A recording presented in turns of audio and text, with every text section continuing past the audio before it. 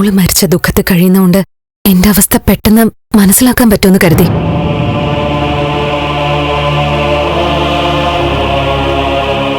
എന്റെ അച്ഛൻ എന്നെ അംഗീകരിക്കുന്നില്ല. അച്ഛന്റെ കൂട്ടുകാരൻ സഹായിക്കുകയുമില്ല. ഇനിയിപ്പോ കോടതിയോ സർക്കാരോ വിചാരിക്കണം. എന്തായാലും ശരി, ഞാൻ മുട്ടുമടക്കാൻ പോകുന്നില്ല. തോറ്റുകൊടുക്കേയില്ല. എവിടെയൊക്കെ കയറി ഇറങ്ങിയാലും ഞാൻ ഉദ്ദേശിക്കുന്നത് സാധിക്കുക തന്നെ ചെയ്യും. ആ ദേവിക എന്നെ തല്ലിയതിന് പലിശയും ചേർത്ത് തിരിച്ചു കൊടുക്കുകയും ചെയ്യും.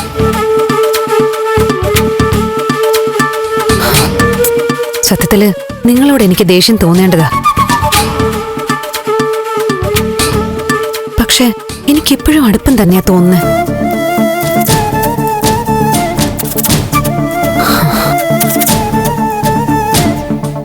അന്ന് സാർ എന്നെ മോളേന്ന് വിളിച്ചത് കൊണ്ടാവും.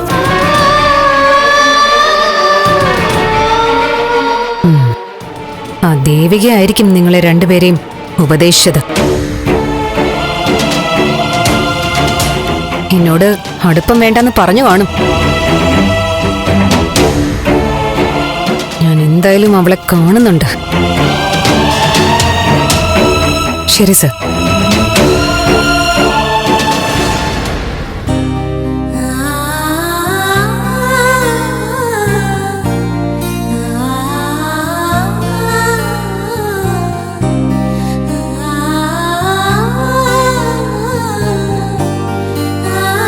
ദൈവം എത്ര വലിയ ക്രൂരനാ. എല്ലാം ഉണ്ടായിട്ടും എല്ലാവരും ഉണ്ടായിട്ടും മീരെ നേരത്തെ വിളിച്ചു. ആരുമില്ലാതെ അച്ഛനെയും അമ്മയും അറിയാതെ ഞാനിങ്ങനെ. ഒരർത്ഥത്തിൽ ഞാനും മീരയും ഒരുപോലെയാ.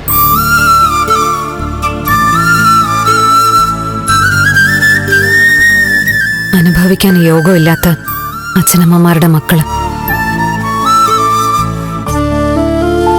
ശരി മാഡം.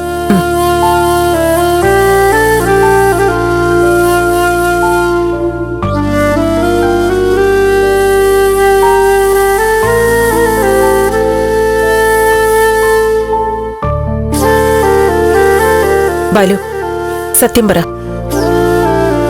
സിദ്ധുവിനെ രക്ഷിക്കാൻ വേണ്ടി ബാലു തനുജയ്ക്ക് എന്തെങ്കിലും വാക്കു കൊടുത്തിരുന്നു? സ്വന്തം മോളായിട്ട് സ്വീകരിച്ചോളാന്നോ അങ്ങനെ എന്തെങ്കിലും?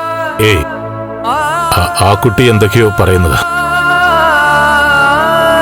ആ ദേവിക ഇടയ്ക്ക് നിന്ന് ഓരോ പ്രശ്നങ്ങൾ ഉണ്ടാക്കാന്ന് തോന്നുന്നേ. മനഃപൂർവ്വമായിരിക്കും തല്ലിയത്. അവളെ നമ്മുടെ അടുത്തേക്ക് അയക്കാൻ. ഇവിടെ ഒരു അടുപ്പം ഉണ്ടാക്കി തനുജ ഇവിടുത്തെ ആളാക്കി നിർത്താനുള്ള നീക്കം. അവളുടെ ആഗ്രഹമൊക്കെ കയ്യിൽ വെച്ചിരുന്നാ മതി. എനിക്കിപ്പോ തനുജയുടെ ദേഷ്യം വന്നതുപോലെ. ഒരു അച്ഛനോട് പറയുന്ന സ്വാതന്ത്ര്യത്തിലാ ബാലുവിനോട് അവള് സംസാരിച്ച്.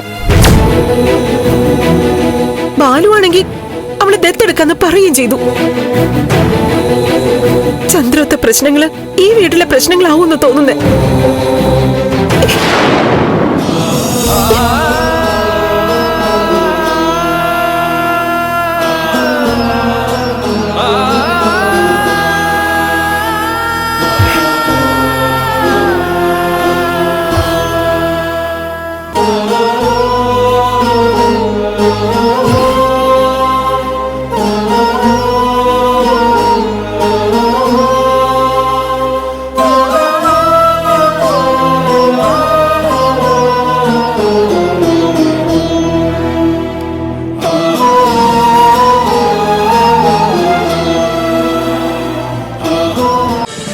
ഫ്ലവേഴ്സ് ഒരുക്കുന്ന കാഴ്ച വസന്തം യൂട്യൂബിൽ പ്രേക്ഷകർക്ക് ലൈവായി കാണാം. ഫ്ലവേഴ്സ് കോമഡിയിൽ ജോയിൻ ചെയ്യൂ, ആസ്വദിക്കൂ.